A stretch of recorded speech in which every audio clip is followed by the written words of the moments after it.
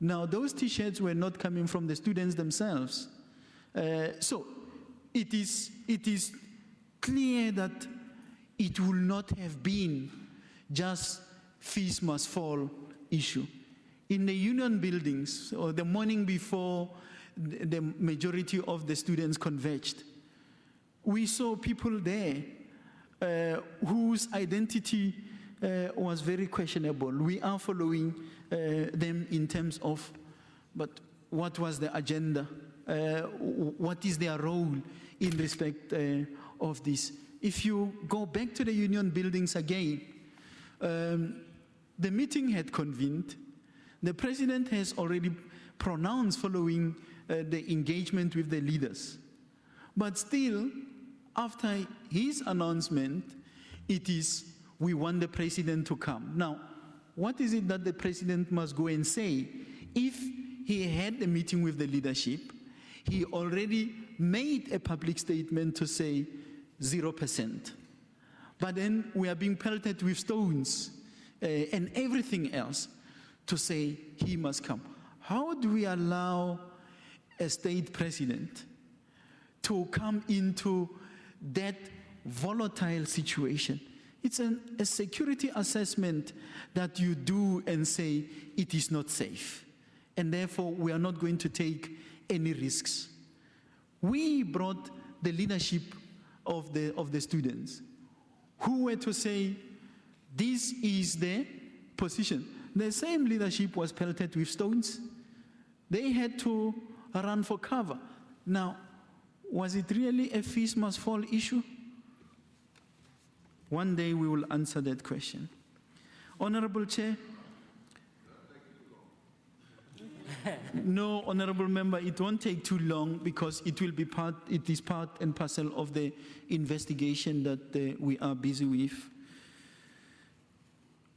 Case-by-case application of the use of force, was it proportional? Definitely yes. I was there at the union buildings, and I was here on the day I was arriving. I could not enter this precinct. I saw the honorable member somewhere in a corner there, and it was, this cannot be allowed. This cannot be allowed, what happened here. I'm so grateful to the members for having pushed them back outside, to go outside, and I will repeat myself many times, Chair, no loss of life in that process. It was a responsible thing to do, just to say, we respect your right to protest, but we cannot allow anarchy at all. Honorable member said this is the People's Parliament. It doesn't change. It remains the People's Parliament. But I guess when we converge in a People's Parliament, there should be order. Now, I don't know if we will be sitting here today with the honorable members saying we have done okay if we have left the students to invade the chambers. I think it would have been chaos. It would have been everywhere else in the media. And we had to avoid that at all costs. The situation was managed, and we do not have any casualties out of that.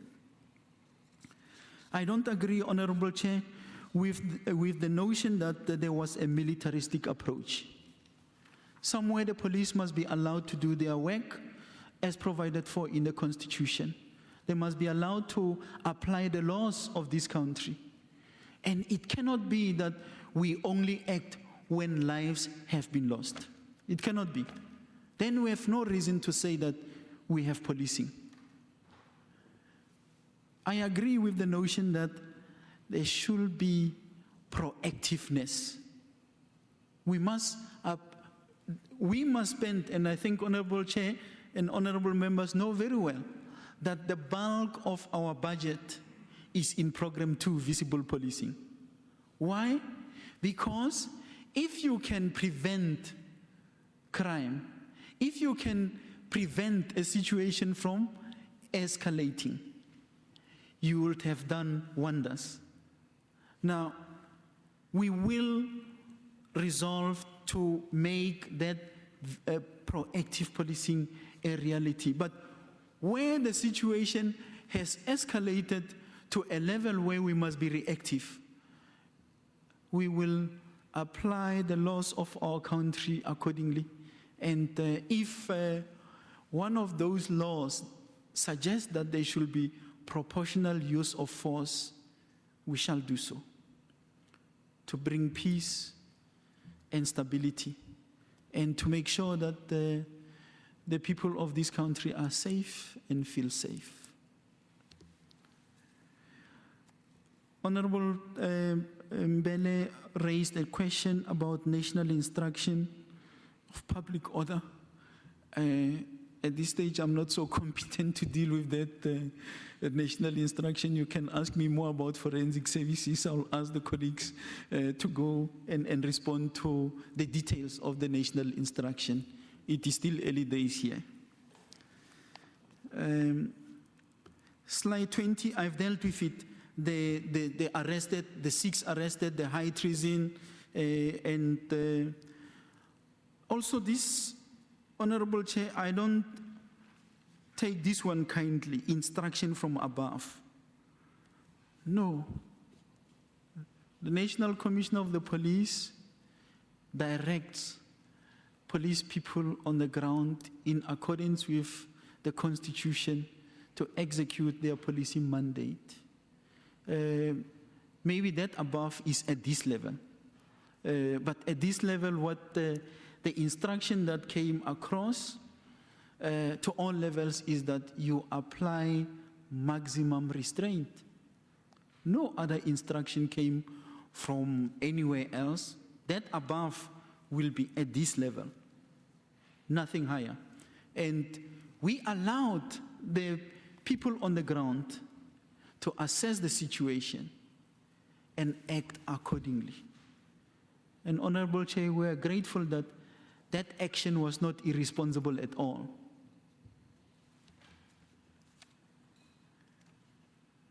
Failure at crime intelligence, I think I've dealt with the issue.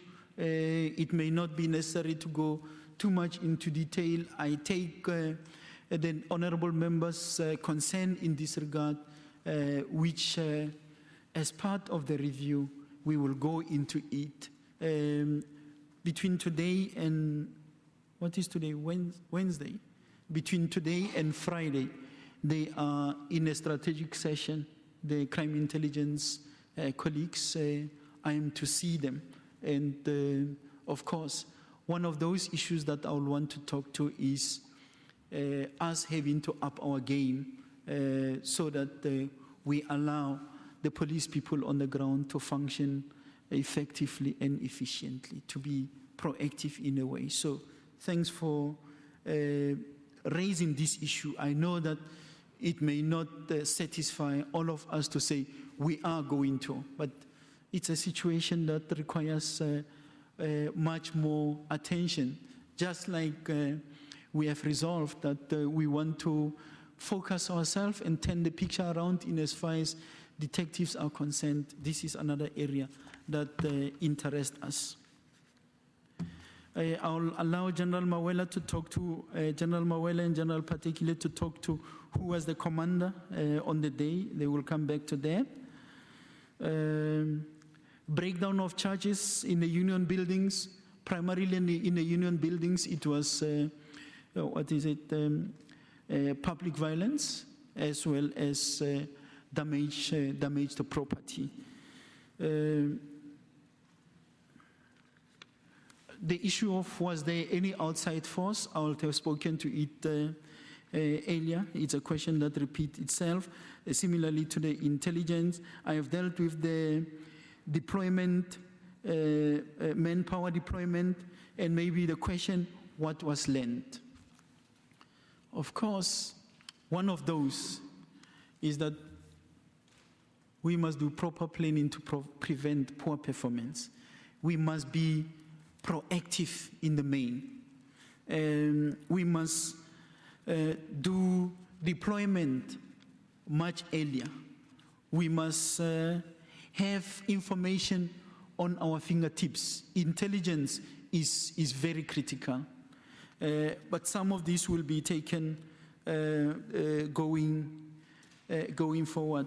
Let me pause here, Chair, and allow the colleagues to deal with some of those issues that I will not have covered. The one is who was the commander. There was the other one, the national instruction, which still had to be dealt with. And while they are dealing with that, I will check which others did we not cover.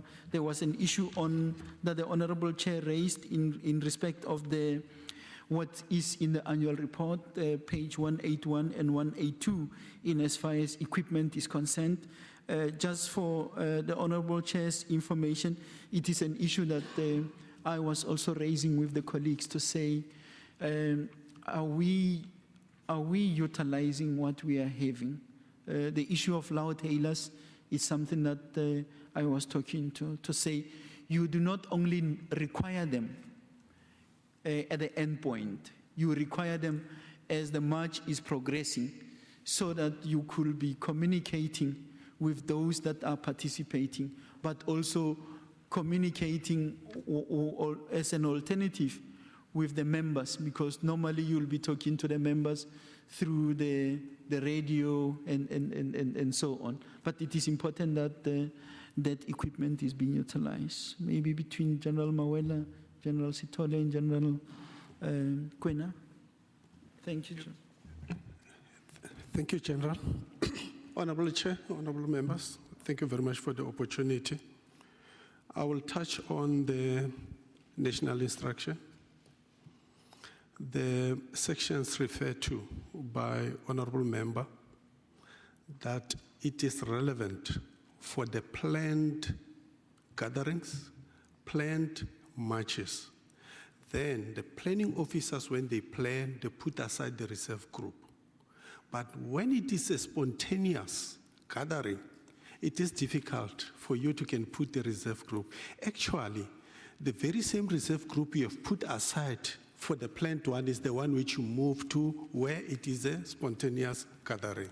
So based on that, we are satisfied that the operational commanders on the ground, they did all their level best to can move the resources around to ensure that they deal with the situations as it unfolds on the ground.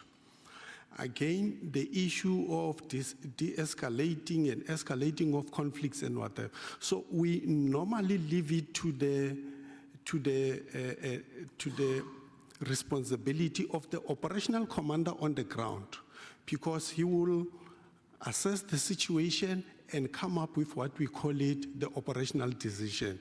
If he or she on the ground, he feel it necessary that he need to apply certain measures to can deal with the situation, he so do apply those measures.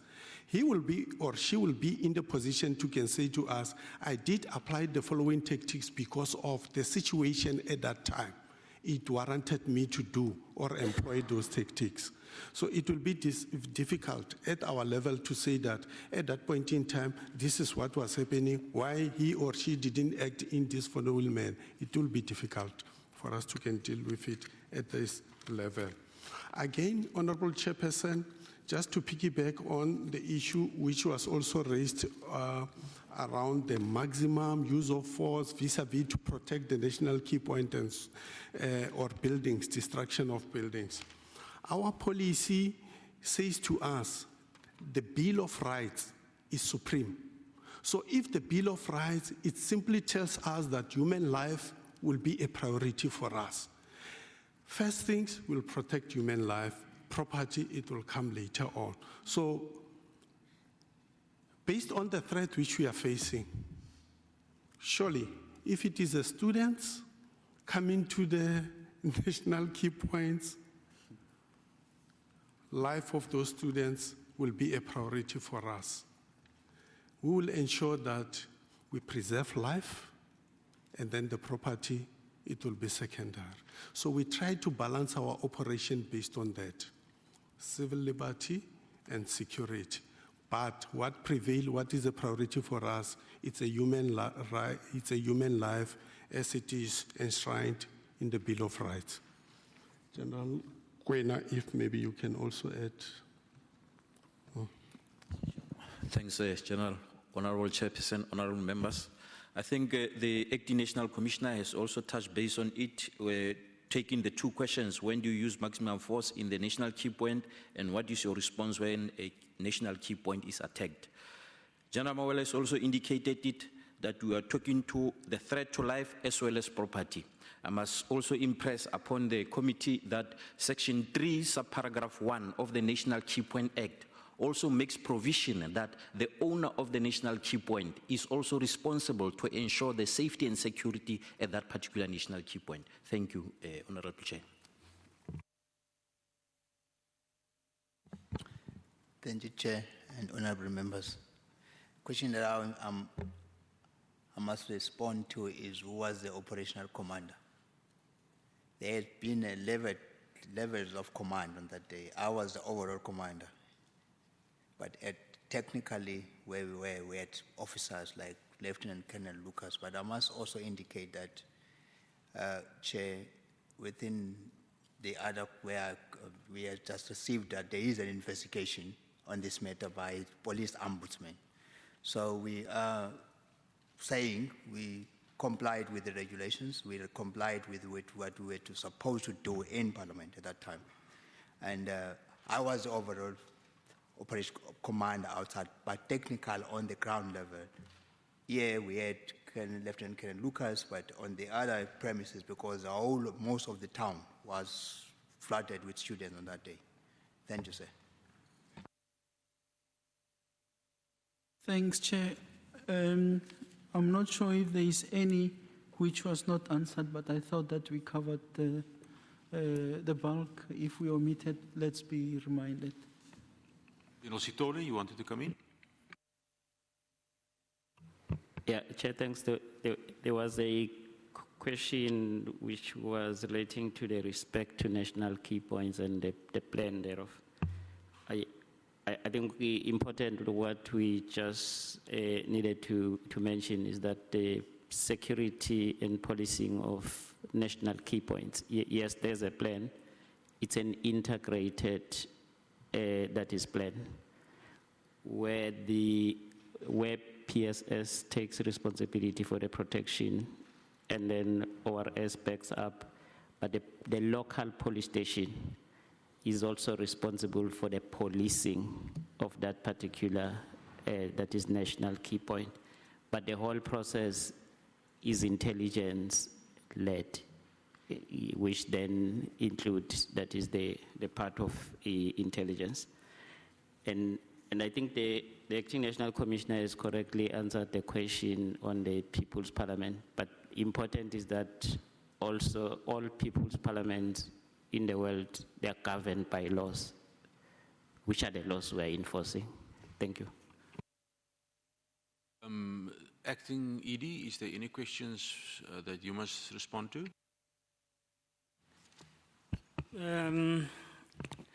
I think the first one, the Chairperson, in order to, are we able to pick if there was or were provocations before the incidents happens there? It will be very difficult because we normally react as the IPIT as and when the matter is reported.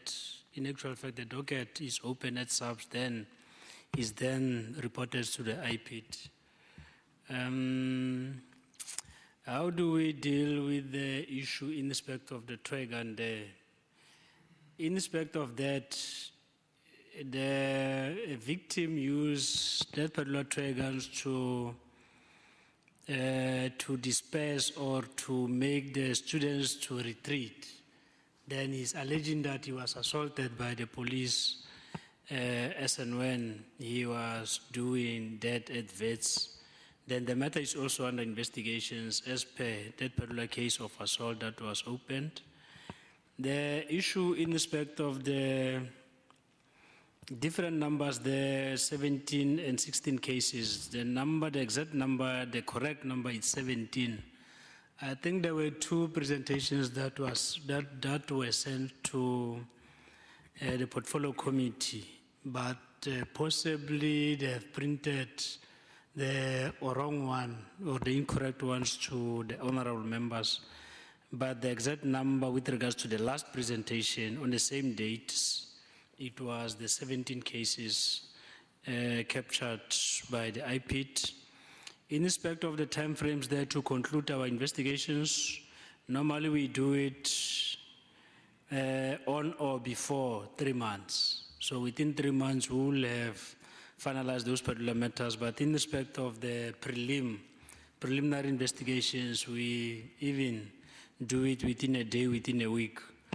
The issue with regards to the discharge of official firearms, with regards to the quantification, as far as that particular matter is concerned, going forward, will indicate in brackets which type of the firearm was used by police officer in respect of that particular alleged incident, because just like Honorable Tatara Matlakane is saying, is confusing, but is just crafted as such in our IPIT Act. But going forward, we'll try to elaborate more on that particular matter.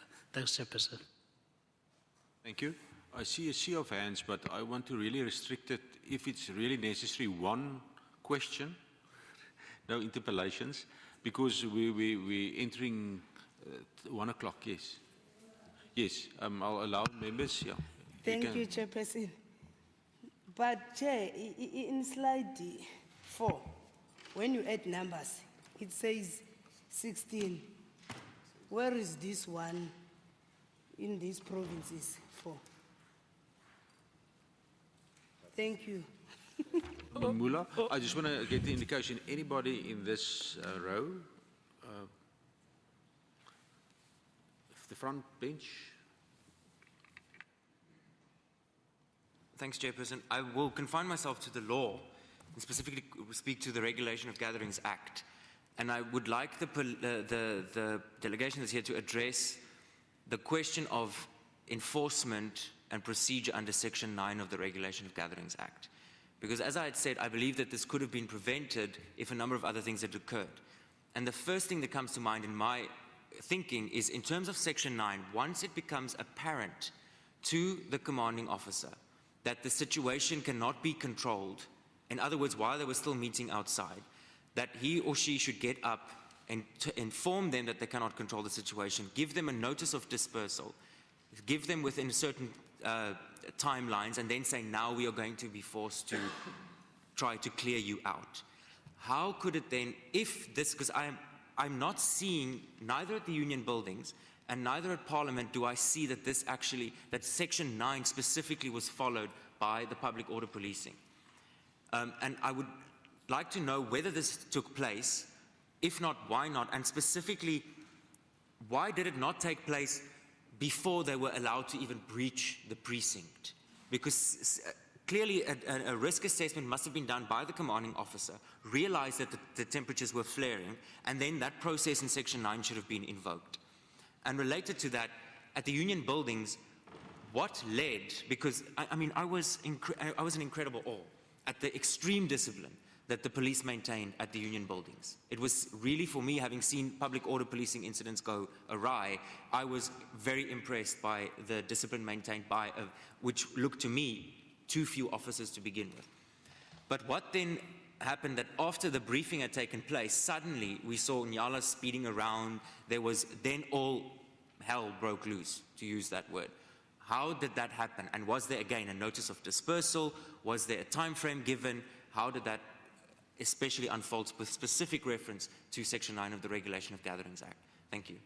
Thank you. Anybody else? Honourable Bele? Thank you, Chair.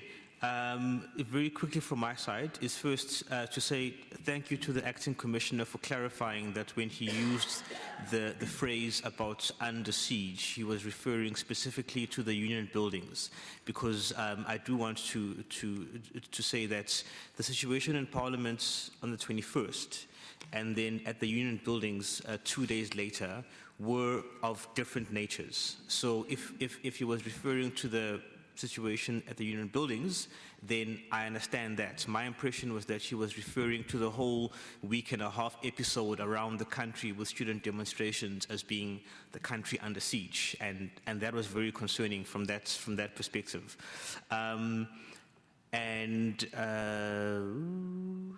Oh yes, and then is to say, in terms of the response that we got in the last round about the fact that there was no reserve group for the Parliament incident because it was unplanned and it was spontaneous.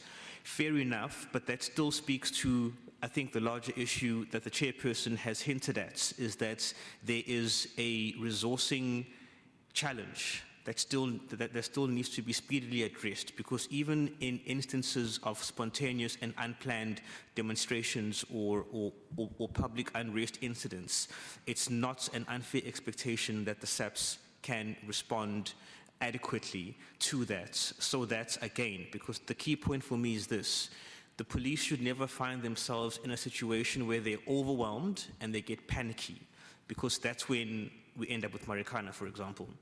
It should be as much prevention as possible so that you can manage things in a controlled, staggered way, and not find yourself having to lash out. So I think that chairperson is something we'll need to look at going forward. Yeah, thank you. Thank you. The only two hands that I've seen is Honourable Groenewald and Honourable Ramatakane, and then we close the list. Thank you, Chair. I didn't ask for a question, but I've heard what I heard. I'm satisfied. Honourable Ramatakane. No, Chair, I wanted just to say that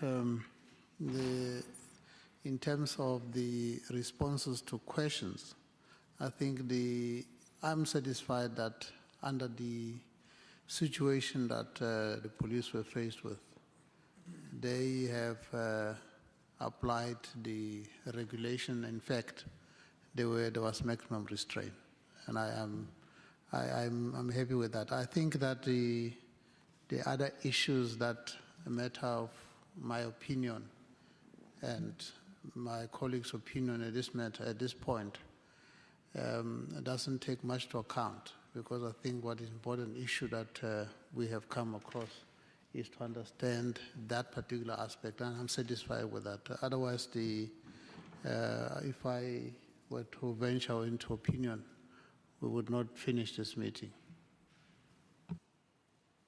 Oh, thank you very much. I don't know, is there anything finally from your Acting National Commissioner? Honourable Chair and honourable members, no, just to first on Honourable Riedlinge's comments. The Act was applied to the latter in terms of the phases as the situation was unfolding on the ground. So we are satisfied, but I cannot say that it is not a matter that must not be reviewed. We will, of course, after this, have to go back and do some introspection, and this we do with the view of saying, if we were to be confronted with such, are we going to respond the same, or must we do some adjustment? And maybe the last one, Honourable Chair, on Honourable Mbele's comment on the reserve force, let me call it that way. Yes, when I was on that day in the province, I was made to understand by the provincial commissioner that we went to the extent of activating those that were normally on race days, to try and complement, our deployment. So it may be that in mobilizing them, some you get them quicker to a point, some not. But we are satisfied that we would have managed the situation if it escalated to a different level. Thanks, Chair. Thank you, honourable members and the various delegations. Honourable Acting ED, are you anything to add? Chairperson, I just want us to clarify the follow-up from the honorable member there with regards to the slide 4, that the matter that was omitted there, it was the Gauteng vets matter, which was supposed to have been added there to make it 17. And that's the matter where I was indicating that it was that of Mr. A.M. Balam, with an IPCCN number there, with the last number of 44451. Thanks, Chairperson. Right, thank you, members. Thank you, delegations, for today's interaction. I think it was important that we had the first interaction on the incident that happened in Gauteng. I think the proper procedures were followed by IPID in investigating, and also we'll await the responses from the management of SABC. We must ensure, of course, that at all times police act within the law, and that is the message that should go out. And we also welcome the comments made by the Acting National Commissioner this morning in that regard. With regard to the last interaction, again, I think from the committee side, maximum restraint in a constitutional democracy, critical. When dealing with protest, student protest, we must allow maximum space. And as we've also indicated, there's an obligation on the universities, technicons also to create situations where people can converse, where they can interact in these problems. The councils and vice-chancellors, they should be the first responders, not the South African Police Service.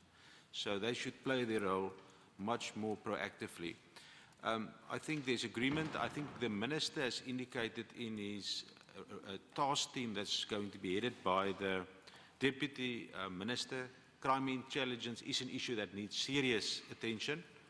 From the committee side, we need fresh leadership there in that division to ensure going forward that we can deal with it effectively. The integrated approach, we absolutely agree, but the equipment issue, I think more work should be done, and maybe when we, maybe next year, February, we'll have an interaction on that. But I think the equipment issue and technology, we're spending 2.1 billion rand. Of course, a lot of salaries, but 2.1 billion rand on public order policing. So we need to see the technology equipment coming through in also high-level events that we've seen here. Then I think also the issue of liaison, and maybe the issue of civilian secretariat comes into mind, but I think also from the police in terms of community outreach to ensure that institutions of higher learning, there's good communication channels, there's good liaison, constant communication to ensure that we can maybe also deal with any individualities to ensure that we move forward. So I think it's quite important. Certain lessons were learned, I think, in the process, but I think there should be action plans short-term for Parliament, union buildings, it's quite clear. And I mean the issues of adequate reserves, communication, all those issues, I think Acting National Commissioner going forward is going to be vital for the committee, and we will, of course, monitor it. Members, we couldn't finish our program today, so on Friday we will have to start with Honourable Mbele's private members' bill, and then we will deal with the other minutes and other reports that we must approve. So if members 9 o'clock, V54 on Friday morning, we'll appreciate. Thank you also to the parliamentary legal advisor that she will also have to come back on Friday for the private members' bill, but I mean our time, unfortunately, the members had 45 minutes of straight questions, interpellations and speeches. So thank you very much, members, for your contribution. We'll see again each other on Friday.